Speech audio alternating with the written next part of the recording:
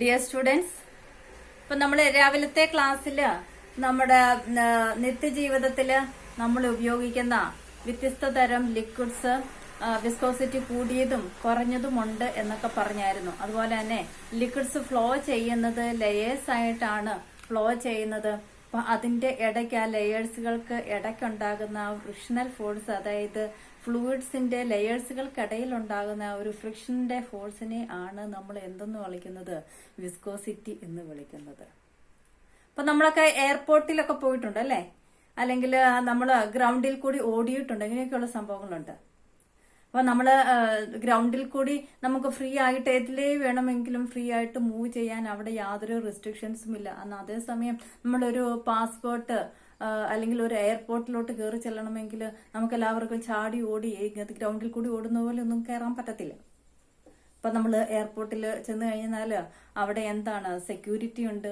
നമ്മൾ ആദ്യം അവിടെ പാസ്പോർട്ട് കാണിക്കണം, നമ്മുടെ പേപ്പർ എല്ലാം ക്ലിയർ ആയിരിക്കണം, നമ്മുടെ ടിക്കറ്റ് വേണം, അവിടെ എല്ലാം റെസ്ട്രിക്ഷൻസ് ഉണ്ട്. അപ്പൊ റെസ്ട്രിക്ഷൻസ് കൂടുമ്പോൾ അവിടെ എന്താണ്, നമ്മുടെ ആ മൂവ്മെന്റിന്റെ അകത്ത് നമുക്ക് നമ്മുടെ നിത്യജീവിതത്തിലെ അനുഭവങ്ങളിൽ തന്നെ എവിടെയെല്ലാം ചെക്കിംഗ് ഉണ്ടോ, എവിടെയെല്ലാം നമുക്ക് റെസ്ട്രിക്ഷൻസ് ഉണ്ടോ, അവിടെയെല്ലാം നമുക്ക് എന്താണ്, നമ്മുടെ മൂവ്മെന്റ്സ്, നമ്മുടെ ഫ്ലോയിനെ നമ്മുടെ മൂവ്മെന്റ് അല്ലെങ്കിൽ നമ്മുടെ ഫ്ലോ അവിടെ കുറയാണ് ചെയ്യുന്നത് എന്ന് പറഞ്ഞ പോലെ തന്നെയാണ് വിസ്കോസിറ്റി. തേനിന്റെ അകത്ത് തേനിന് വിസ്കോസിറ്റി കൂടുതലാണ് എന്ന് പറഞ്ഞാൽ അവിടെ ഫ്രിക്ഷണൽ ഫോഴ്സ്, അവിടെ ആക്ടിങ് കൂടുതലാണ്, റെസ്ട്രിക്ഷൻസ് കൂടുതലാണ്, അല്ലെങ്കിൽ ആ ഒരു ലെയേഴ്സിന്റെ ഇടയ്ക്കുള്ള റെസ്ട്രിക്ഷൻസ് കൂടുന്നതുകൊണ്ടാണ് വിസ്കോസിറ്റി തേനിന്റെ അകത്ത് കൂടുതലും വെള്ളത്തിന്റെ അകത്ത് കുറവൊക്കെ ആയിട്ട് വരുന്നത്. അപ്പൊ ഇനി നമ്മുടെ ക്ലാസിന്റെ അകത്ത് നമുക്ക് പഠിക്കുവാനുള്ളത് കോഎഫിഷ്യന്റ് ഓഫ് വിസ്കോസിറ്റി എന്താണ് എന്നാണ്. കോഎഫിഷ്യന്റ് ഓഫ് വിസ്കോസിറ്റി, അതുപോലെ Newton's viscous formula, stokes law, buoyant force, ഇത്രയും 4 കാര്യങ്ങളാണ് നമ്മൾ ഇന്നത്തെ ഈ ക്ലാസിന്റെ അകത്ത് നമ്മൾ ഡിസ്കസ് ചെയ്യുന്നത്. അപ്പൊ നമ്മൾ പറഞ്ഞു ലിക്വിഡ്സിന്റെ ഇടയ്ക്ക് എന്തുണ്ട്, വിസ്കോസിറ്റി ഉണ്ട്. അപ്പൊ അങ്ങനെയുള്ള ഒരു ലിക്വിഡ് എടുത്തു കഴിഞ്ഞാൽ ആ ലിക്വിഡിന്റെ വിസ്കോസിറ്റിനെ നമുക്ക് മെഷർ ചെയ്യാനായിട്ട് ഉപയോഗിക്കുന്ന ഒരു ടേം ആണ് എന്തെന്ന് പറയുന്നത്? കോഎഫിഷ്യന്റ് ഓഫ് വിസ്കോസിറ്റി എന്ന് പറയുന്നത്. അപ്പൊ നമ്മൾ എയർപോർട്ടിന്റെ അകത്ത് കയറി ഫ്ലൈറ്റിൽ കയറണമെങ്കിൽ നമുക്ക് കുറെ കണ്ടീഷൻസ് ഉണ്ട്. പാസ്പോർട്ട് വേണം, വേറൊരു രാജ്യത്തോട്ട് പോകണമെങ്കിൽ നമുക്ക് അവിടുത്തെ വിസ വേണം, നമ്മുടെ പേപ്പറുകളെല്ലാം ക്ലിയർ ആയിരിക്കണം എന്നൊക്കെയുള്ള കണ്ടീഷൻസ് ഒക്കെ ഉണ്ട്. അപ്പൊ അതെല്ലാം ചെക്കിംഗ് ആണ്. ആ ചെക്കിംഗ് ഒക്കെ ഓക്കെ ആണെങ്കിലാണ് നമുക്ക് കയറി പോകാൻ പറ്റത്തുള്ളൂ. എന്ന് പറഞ്ഞ പോലെ തന്നെ നമുക്ക് ആ ഒരു ലിക്വിഡിന്റെ അകത്തെ വിസ്കോസിറ്റിനെ മെഷർ ചെയ്യാനായിട്ട് നമ്മൾ ഉപയോഗിക്കുന്ന ആ ഒരു ടേമിനെയാണ് നമ്മൾ എന്തെന്ന് പറയുന്നത്? കോഎഫിഷ്യന്റ് ഓഫ് വിസ്കോസിറ്റി, ഈറ്റ എന്ന് വിളിക്കുന്നത്. അപ്പൊ ആ കോഎഫിഷ്യന്റ് ഓഫ് വിസ്കോസിറ്റി മെഷർ ചെയ്യാനായിട്ട് നമുക്കൊരു ഇക്വേഷൻ ഉണ്ട്. ആ ഇക്വേഷൻ ആണ് coefficient of viscosity is equal to shearing stress divide by strain rate എന്ന് പറയുന്നത്. എന്താണ് coefficient of viscosity? Stress divide by strain. അത് നമ്മൾ കഴിഞ്ഞ ചാപ്റ്ററിൽ മെക്കാനിക്കൽ പ്രോപ്പർട്ടീസ് ഓഫ് സോളിഡ്സിന്റെ ചാപ്റ്ററിൽ നമ്മൾ ഓൾറെഡി പഠിച്ചതാണ്. അപ്പൊ ഇവിടെ നമ്മൾ കോഎഫിഷ്യന്റ് ഓഫ് വിസ്കോസിറ്റി പഠിപ്പിക്കുമ്പോൾ shearing stress divide by strain rate ആണ്. ഇത് രണ്ടും നമ്മൾ നേരത്തെ ക്ലാസ്സിൽ നമ്മൾ അതിന്റെ ഇക്വേഷൻ ഒക്കെ പറഞ്ഞായിരുന്നു. അപ്പം ഷിയറിംഗ് സ്ട്രെസ്സിന്റെ ഇക്വേഷൻ ഏതായിരുന്നു? Force divide by area divide by നമ്മൾ നേരത്തെ ക്ലാസ്സിൽ നമ്മൾ ഫൈൻഡ് ഔട്ട് ചെയ്തിട്ടുണ്ടായിരുന്നു സ്ട്രെയിൻ റേറ്റിന്റെ ഇക്വേഷൻ V/L ആണെന്നുള്ളത്. അപ്പൊ നമുക്ക് ഒന്നുകൂടെ കോഎഫിഷ്യന്റ് ഓഫ് വിസ്കോസിറ്റിയുടെ ഇക്വേഷൻ എന്താണ്? Shearing stress divide by strain rate. Shearing stress divide by strain rate ആണ് നമ്മുടെ സ്ട്രെസ്സിന്റെ equation. F divide by A. അതുപോലെ സ്ട്രെയിൻ റേറ്റിന്റെ ഇക്വേഷൻ നമ്മൾ with respect to time delta T കൊണ്ട് ഡിവൈഡ് ഒക്കെ ചെയ്തിട്ട് നമ്മൾ ഫൈൻഡ് ഔട്ട് ചെയ്തിട്ടാണ് V/L എന്ന് പറയുന്നത്. അപ്പം ദാറ്റ് ഈസ് ഈക്വൽ ടു, ഇതിനെ നമുക്ക് ഓൾ ഡിവൈഡ് ബൈ V/L എന്ന് നമ്മൾ ഓൾ ഡിവൈഡ് ബൈ V/L ചെയ്യുമ്പോൾ അതിനെ നമുക്ക് മറിച്ചിട്ട് ഗുണിക്കാം. ആ ഒരു കണ്ടീഷൻ ആണ്. That is F divide by A into V/L എന്നുള്ളത് മറിച്ചിട്ട് ഗുണിക്കുമ്പോൾ എന്താകും? L ഡിവൈഡ് ബൈ V എന്നാകും. F divide by A into L divide by V. അപ്പൊ അങ്ങനെ വരുമ്പോൾ നമ്മുടെ കോഎഫിഷ്യന്റ് ഓഫ് വിസ്കോസിറ്റി ഈറ്റയുടെ ഇക്വേഷൻ എന്താകും? കോഎഫിഷ്യന്റ് ഓഫ് വിസ്കോസിറ്റി ഈറ്റയുടെ ഇക്വേഷൻ ആണ് eta is equal to FL divided by AB എന്ന് പറയുന്നത്. എന്താണ്? Eta coefficient of viscosity is equal to FL divided by AB. FL divided by AB. FL divided by AB coefficient of viscosity. അപ്പൊ നമ്മൾ മനസ്സിൽ വിചാരിക്കാം FL divided by force into length into divided by thickness of the film ആണ് എല്ലായിട്ട് കണക്കാക്കുന്നത്. That is area of the area into velocity ആണ് നമ്മുടെ ആണ് എന്തെന്ന് പറയുന്നത് കോഎഫിഷ്യന്റ് ഓഫ് വിസ്കോസിറ്റി എന്ന് പറയുന്നത്. അപ്പൊ അത് പഠിക്കാം. ഇനി നമ്മൾ അടുത്ത ടോപ്പിക്കാണ് നമ്മുടെ എന്ത് Newton's viscous formula. Newton's viscous ഫോർമുലയ്ക്കകത്ത് ഒന്നും തന്നെ പഠിക്കുവാനില്ല.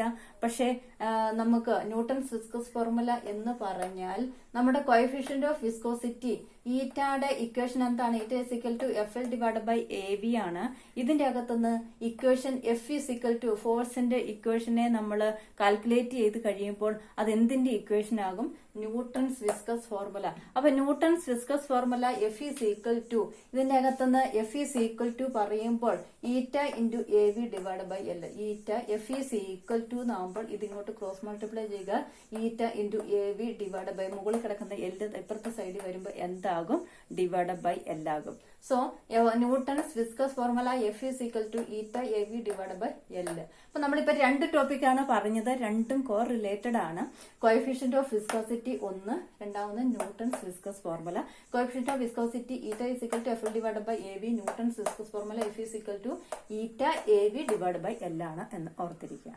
ഇനി ഈ കോഎഫിഷ്യന്റ് ഓഫ് വിസ്കോസിറ്റിയുടെ SI യൂണിറ്റ് നമ്മളൊന്ന് ഫൈൻഡ് ഔട്ട് ചെയ്ത് നോക്കാം. നമ്മൾ SI യൂണിറ്റ് ഒക്കെ രണ്ടാമത്തെ ചാപ്റ്റർ ഡയമെൻഷൻ ഇക്വേഷന്റെ അകത്ത് ആ ഒരു ചാപ്റ്ററിന്റെ അകത്ത് യൂണിറ്റ്സ് ആൻഡ് മെഷർമെന്റ്സിന്റെ ആ ഒരു ചാപ്റ്ററിന്റെ അകത്ത് നമ്മൾ മെഷർ ചെയ്യാൻ SI യൂണിറ്റ് ഒക്കെ ഫൈൻഡ് ഔട്ട് ചെയ്യാനായിട്ട് പഠിച്ചതാണ്. അപ്പൊ അവിടുന്ന് നമ്മള് ഇവിടെ SI യൂണിറ്റ് നമ്മൾ ഇവിടെ ഫൈൻഡ് ഔട്ട് ചെയ്താൽ force into thickness of the film divide by area into velocity.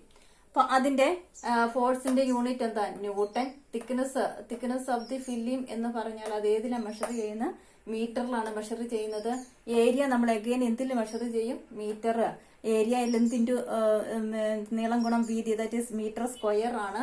ഇന്ന് ഡിവൈഡ് ബൈ വെലോസിറ്റി എന്ന് പറയുന്നത് മീറ്റർ പെർ സെക്കൻഡ് ആണ്. M divide by S. That is equal to നമ്മള് ഇവിടുത്തെ M ക്യാൻസൽ ചെയ്യാം. ഡിവൈഡ് ബൈ S എന്ത് വരും? മുകളിൽ വരും. therefore M divide by M square N into S into S divide by M square എന്ന് വരും. ദാറ്റ് ഈസ് ഈക്വൽ ടു നമുക്ക് എങ്ങനെ പറയാം? Newton metre raise to -2 second ആണ് എന്തിന്റെ യൂണിറ്റ് എന്ന് പറയുന്നത്? നമ്മുടെ കോഎഫിഷ്യന്റ് ഓഫ് വിസ്കോസിറ്റിയുടെ യൂണിറ്റ് എന്ന് പറയുന്നത്. അപ്പൊ സാധാരണയായിട്ട് അതിനെ നമ്മൾ പറയുന്ന പേരാണ് പാസ്കൽ സെക്കൻഡ് എന്ന് പറയുന്നത്. ന്യൂട്ടന്റെ ഇതിന്റെ യൂണിറ്റ് ന്യൂട്ടൺ മീറ്ററിനെ നമ്മൾ എന്താ പറയുന്നത്? പാസ്കൽ അങ്ങനെയാണ് പറയുന്നത്. അപ്പൊ പാസ്കൽ സെക്കൻഡ് എന്ന് പറയാം. NM സ്ക്വയർഡിനെ അല്ലെങ്കിൽ പോയിസെല്ലി PI എന്ന് നമ്മൾ പറയാറുണ്ട്. ആ ഒരു യൂണിറ്റിനെയാണ് NM സ്ക്വയർഡ് സെക്കൻഡ് എന്നുള്ളതിനെയാണ് പോയിസെല്ലി എന്ന് പറയുന്ന യൂണിറ്റ് കൊണ്ട് നമ്മൾ ഒറ്റ വേർഡിൽ റെപ്രസെന്റ് ചെയ്യുന്നതെന്ന് ഓർത്തിരിക്കുക. അപ്പൊ പോയിസെല്ലി ഏതിന്റെ യൂണിറ്റ് ആണ് എന്ന് ചോദിച്ചു കഴിഞ്ഞാൽ കോഎഫിഷ്യന്റ് ഓഫ് വിസ്കോസിറ്റി ഈറ്റയുടെ യൂണിറ്റ് ആണ്. സിമിലർ ആയിട്ട് നമ്മൾ ഡയമെൻഷണൽ ഇക്വേഷൻ നമുക്ക് കാൽക്കുലേറ്റ് ചെയ്യാം. ഡയമെൻഷണൽ ഇക്വേഷൻ നമ്മൾ കാൽക്കുലേറ്റ് ചെയ്യുമ്പോൾ എന്താണ്? ഡയമെൻഷൻ നമ്മൾ കാൽക്കുലേറ്റ് ചെയ്യുകയാണെങ്കിൽ ഫോഴ്സിന്റെ ഡയമെൻഷണൽ ഇക്വേഷൻ കൊടുക്കുക. ML T⁻². ലെന്തിന്റേത് L കൊടുക്കുക. ഏരിയയുടേത് L² കൊടുക്കുക.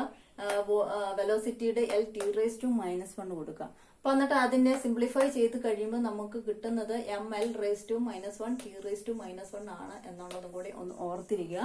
ML⁻⁻1 T⁻⁻1. അപ്പം കോഎഫിഷ്യന്റ് ഓഫ് വിസ്കോസിറ്റിയുടെ ഇക്വേഷൻ ന്യൂട്ടൺസ് വിസ്കസ് ഫോർമുല അതിന്റെ അകത്തുനിന്ന് F കാൽക്കുലേറ്റ് ചെയ്യുന്നത്. അതിന്റെ SI യൂണിറ്റ് ആണ് NM⁻⁻2 സെക്കൻഡ്. അതിനെ പോയിസെല്ലി എന്ന് വിളിക്കുന്നു. പിന്നെ ഡയമെൻഷൻ ഇക്വേഷൻ ആണ് ML⁻⁻1 T⁻⁻1 എന്നുള്ളത് ഓർത്തിരിക്കും. ഇനി നമുക്ക് അടുത്ത നെക്സ്റ്റ് നമ്മുടെ ടോപ്പിക്ക് നമുക്ക് പഠിക്കാനുള്ളത് സ്റ്റോക്സ് ലോ ആണ്. സ്റ്റോക്സ് ലോ പറയുമ്പോൾ നമുക്ക് എന്താ പറയുന്നത്? ഒരു വിസ്കസ് മീഡിയത്തിൽ കൂടി ഒരു ഒബ്ജക്റ്റ് താഴോട്ട് മൂവ് ചെയ്യുകയാണെന്ന് വിചാരിക്കാം. ഒരു വിസ്കസ് മീഡിയം നമുക്ക് ഇപ്പൊ വിസ്കസ് മീഡിയം ഗ്യാസും ഉണ്ട്, അല്ലെങ്കിൽ ഫ്ലൂയിഡ്സിനെ കുറിച്ച് പറയുമ്പോൾ ഗ്യാസും ലിക്വിഡ്സും അല്ലാത്ത ഉണ്ട്. രണ്ടും ആപ്ലിക്കബിൾ ആണ്. അപ്പൊ അതിന്റെ അകത്ത് ഇപ്പൊ എയറിന്റെ അകത്തോടെ നമ്മുടെ ഒരു ഒബ്ജക്റ്റ് താഴത്തോട്ട് മൂവ് ചെയ്യുന്നു, റെയിൻ ഡ്രോപ്സ് വീഴുന്നു, അല്ലെങ്കിൽ വേറെ ഒരു സ്പെറിക്കൽ ബോഡി താഴത്തോട്ട് വീഴുന്നു എന്ന് കണക്കാക്കാം. അല്ലെങ്കിൽ ഇപ്പൊ ലിക്വിഡ് വാട്ടർ നമുക്ക് ഒരു എന്താ പറയുന്നത് ലിക്വിഡാണ്, ഫ്ലൂയിഡിന്റെ അതിൻ്റെ അകത്ത് വരുന്നതാണ്. ഒരു വാട്ടറിന്റെ അകത്തോട്ട് നമ്മൾ ഒരു ഇരുമ്പ് ബോളിനെ നമ്മൾ താഴത്തോട്ട് ഇടുന്നു. അങ്ങനെ താഴത്തോട്ട് ഇടുമ്പോൾ അവിടെ ഈ ഒബ്ജക്റ്റ് താഴത്തോട്ട് വരുമ്പോൾ ഈ ഒബ്ജക്റ്റിന്റെ വെലോസിറ്റി, അത് ഒബ്ജക്റ്റ് മൂവ് ചെയ്യുന്ന ഇരുമ്പ് ബോള് മൂവ് ചെയ്യുന്ന അതിന്റെ വെലോസിറ്റി, അതിന്റെ സ്പീഡിനെ അവിടുത്തെ വിസ്കസ് മീഡിയം എഫക്ട് ചെയ്യും. ആ വിസ്കസ് ഫോഴ്സ് അവിടെ എഫക്ട് ചെയ്യുന്ന ആ ഒരു വിസ്കസ് ഫോഴ്സ് എത്രയാണ് എന്ന് കാൽക്കുലേറ്റ് ചെയ്ത്, അതായത് ഒരു സയന്റിസ്റ്റ് സ്റ്റോക്സ് എന്ന് പറയുന്ന ജോർജ് സ്റ്റോക്സ് എന്ന് പറയുന്ന ആള് ഫൈൻഡ് ഔട്ട് ചെയ്തൊരു ഫോർമുലയാണ് എന്ന് പറയുന്നത് സ്റ്റോക്സ് ലോ ആയിട്ട് അറിയപ്പെടുന്നത്. അപ്പൊ അതിന്റെ അകത്ത് ആ ഒബ്ജക്റ്റ് താഴത്തോട്ട് പോകും തോറും ഒരു റിട്ടാർഡിംഗ് ഫോഴ്സ്, അതിന്റെ ഫോഴ്സ് കുറഞ്ഞോ അല്ലെങ്കിൽ അതിന്റെ വെലോസിറ്റി കുറഞ്ഞായിരിക്കും താഴത്തോട്ട് പോകുന്നത്. ആദ്യം ഏറ്റവും കൂടുതലായിരിക്കും, പിന്നെ കുറഞ്ഞായിരിക്കും വരുന്നത്. അപ്പൊ അങ്ങനെ വരുന്ന അതിന്റെ അതിനൊപ്പം എന്തുകൊണ്ടാണ് അവിടെ ഒരു വിസ്കോസ് ഫോഴ്സ് അതിനെതിരെ ആക്ട് ചെയ്യുന്നുണ്ട്. അതിന് നമ്മൾ ഒബ്ജക്റ്റ് മൂവ് ചെയ്യുന്നതിനെതിരെ ഒരു വിസ്കസ് ഫോഴ്സ് ആക്ടിങ് ആയിട്ട് വരുന്നുണ്ട്, ഒപ്പോസിംഗ് ഫോഴ്സ് അതിനെതിരെ വരുന്നുണ്ട്. ആ വിസ്കസ് ഫോഴ്സ് വരുന്നുള്ളത് കൊണ്ടാണ് അതിന്റെ വെലോസിറ്റി കുറയുന്നത്. അപ്പൊ അതിന്റെ അവിടെ അഫക്ട് ചെയ്യുന്ന വിസ്കസ് ഫോഴ്സ് എത്രയാണ് എന്ന് സ്റ്റോക്സ് എന്ന് പറയുന്ന സയന്റിസ്റ്റ് ഫൈൻഡ് ഔട്ട് ചെയ്തു. ആ ഒരു ലോയിനെയാണ് നമ്മൾ എന്താ പറയുന്നത് സ്റ്റോക്സ് ലോ എന്ന് പറയുന്നത്. ആ സയന്റിസ്റ്റ് ഫൈൻഡ് ഔട്ട് ചെയ്തതനുസരിച്ചിട്ട് Stokes law F is directly proportional to അവിടെ ഉണ്ടാകുന്ന വിസ്കസ് ഫോഴ്സ് എന്ന് പറയുന്നത് is directly proportional to eta into A into V. ഇതിന്റെ അകത്ത് ദാറ്റ് ഈസ് പ്രൊപ്പോർഷണാലിറ്റി. നമുക്കറിയാം പ്രൊപ്പോർഷണാലിറ്റി എപ്പോൾ മാറ്റിയാലും നമ്മൾ ഓൾവേസ് എന്ത് കൊണ്ടുവരും, ഒരു കോൺസ്റ്റന്റ് കൊണ്ടുവരും. ആ കോൺസ്റ്റന്റ് ആണ് എന്തെന്ന് പറയുന്നത് 6π എന്ന് പറയുന്നത്. ഓൾവേസ് നമുക്ക് എന്തെങ്കിലും ഒരു ക്യാപിറ്റൽ ലെറ്റർ, ഇപ്പൊ ഗ്രാവിറ്റേഷണൽ കോൺസ്റ്റന്റ് ആണ് എങ്കിൽ ഒരു ക്യാപിറ്റൽ ലെറ്റർ G ഒക്കെ ആയിരുന്നു വന്നുകൊണ്ടിരുന്നത്. പക്ഷെ ഇവിടെ നമുക്ക് എന്താണ് ഒരു 6π, ഒരു നമ്പർ ഇൻറ്റു 3.14 പൈയുടെ റീഡിംഗ് ആണ് വന്നിരിക്കുന്നതെന്ന് പ്രത്യേകം ഓർക്കുക. 6π ആണ് നമുക്ക് അവിടെ വരുന്നത്. So 6π into eta into AV എന്നുള്ളതാണ്. 6π എന്ന് പറയുന്നത് ഒരു കോൺസ്റ്റന്റ് വാല്യൂ ആണ്. 6 ഇൻറ്റു 3.14 അതിന്റെ ആ റീഡിങ്ങിന് മാറ്റമില്ല. ദെൻ ഈറ്റ എന്ന് പറയുന്നത് വിസ്കോസിറ്റി ഓഫ് ദി മീഡിയം ആണ്. ഈറ്റ എന്ന് പറയുന്നത് വിസ്കോസിറ്റി ഓഫ് ദി മീഡിയം ആണ്. വിസ്കോസിറ്റി ഓഫ് ദി മീഡിയം എന്ന് പറയുമ്പോൾ നമ്മൾ ഇപ്പോൾ വാട്ടറിന്റെ അകത്തായിട്ടാണ് ഒരു സ്പെറിക്കൽ ബോഡി അല്ലെങ്കിൽ ഇരുമ്പ് ഗോളിനെ നമ്മൾ താഴത്തോട്ട് വിടുന്നത് എന്ന് വിചാരിക്കുക. അങ്ങനെ വിടുന്നത് എങ്കിൽ ആ മീഡിയം, അവിടുത്തെ മീഡിയം ഏതാണ്?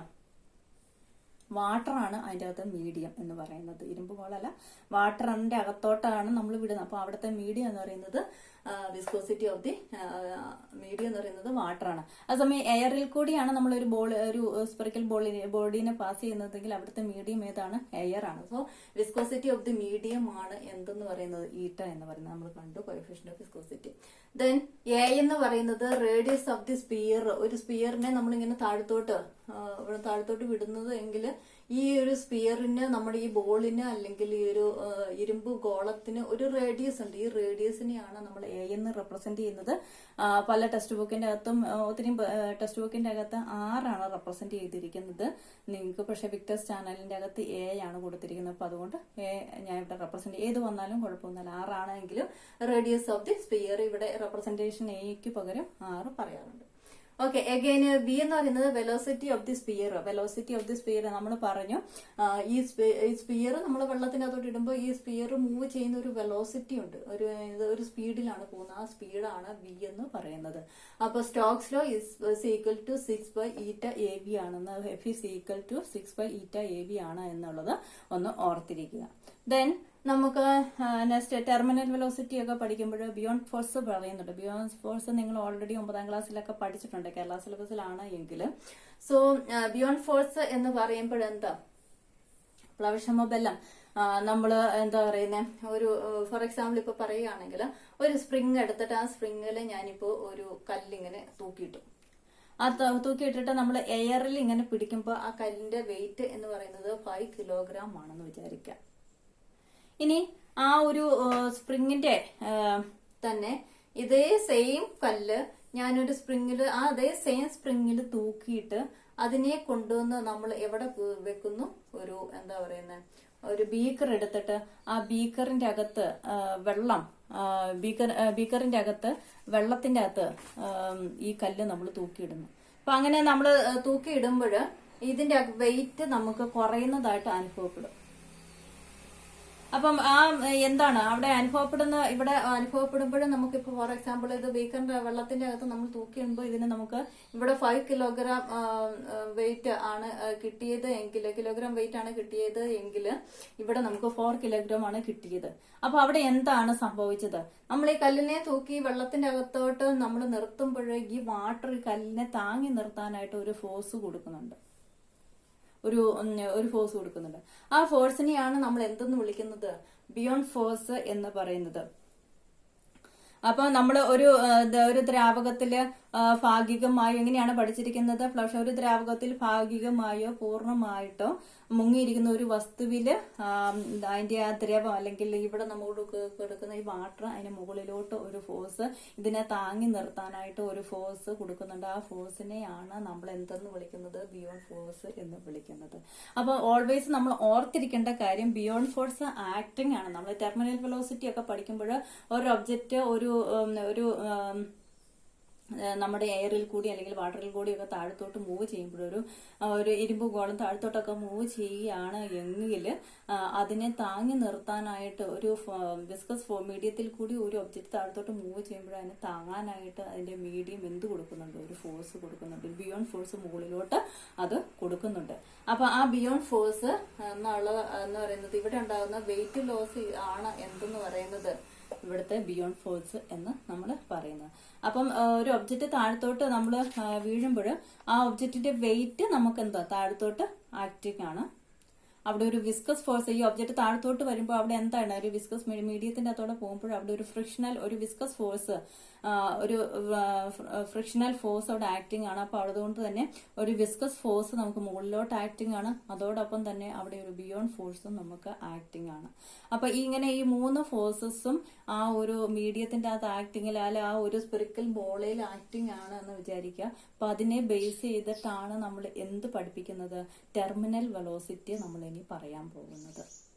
ഓക്കെ, അപ്പൊ ഇന്നത്തെ ക്ലാസ്സിൽ നമ്മൾ ടെർമിനൽ വെലോസിറ്റി നമ്മൾ അടുത്ത ക്ലാസ്സിലാണ് പറയുന്നത്. അപ്പൊ ഇന്നത്തെ ക്ലാസ്സിൽ നമ്മൾ പറയുന്നത് എത്ര കാര്യങ്ങളാണ്? കോഎഫിഷ്യന്റ് ഓഫ് വിസ്കോസിറ്റി എന്താണ്? കോഎഫിഷ്യന്റ് ഓഫ് വിസ്കോസിറ്റിയുടെ ഇക്വേഷൻ ആണ് shearing stress divide by strain എന്ന് പറയുന്നത്. അതിന്റെ എഫ് ഡിവൈഡ് ബൈ എ ആണ്, സ്ട്രെയിനിന്റെ വി ബൈ എൽ ആണ്. therefore നമ്മുടെ equation F L divide by A V എന്നുള്ളതാകും. അതിന്റെ അകത്തുനിന്ന് ന്യൂട്ടൺസ് വിസ്കസ് ഫോർമുല എന്ന് പറയുന്നത് എഫിനെ കാൽക്കുലേറ്റ് ചെയ്യുന്നതാണ്. F is equal to eta A B divide by L. അതിന്റെ കോഎഫിഷ്യന്റ് ഓഫ് വിസ്കോസിറ്റിയുടെ S I unit nm⁻²² second ആണ്. പോയിസെല്ലി എന്ന് പറയും, അല്ലെങ്കിൽ പാസ്കൽ സെക്കൻഡ് എന്ന് വേണമെങ്കിലും നമുക്ക് പറയാം. ദെൻ ഡയമെൻഷൻ എന്ന് പറയുന്നത് ml t⁻⁻1 l⁻⁻1 t⁻⁻1 ml⁻⁻1 t⁻⁻1 അതാണ് ഡയമെൻഷൻ ഇക്വേഷൻ.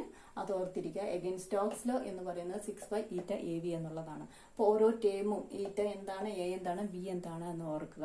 അപ്പൊ ഇത്രയാണ് പറഞ്ഞത്. അപ്പം നമുക്ക് ഒരു വിസ്കസ് മീഡിയത്തിൽ കൂടി ഒരു ഒരു സ്പെറിക്കൽ ബോഡി താഴത്തോട്ട് വരുമ്പോൾ നമുക്ക് അവിടെ എത്ര ഫോഴ്സ് ആക്ടിങ് ആണ്? ഒന്ന്, അതിന്റെ weight of the body, gravitational force കാരണം അതിന്റെ വെയിറ്റ് ഓഫ് ദി ബോഡി താഴത്തോട്ട് ആക്ട് ചെയ്യും.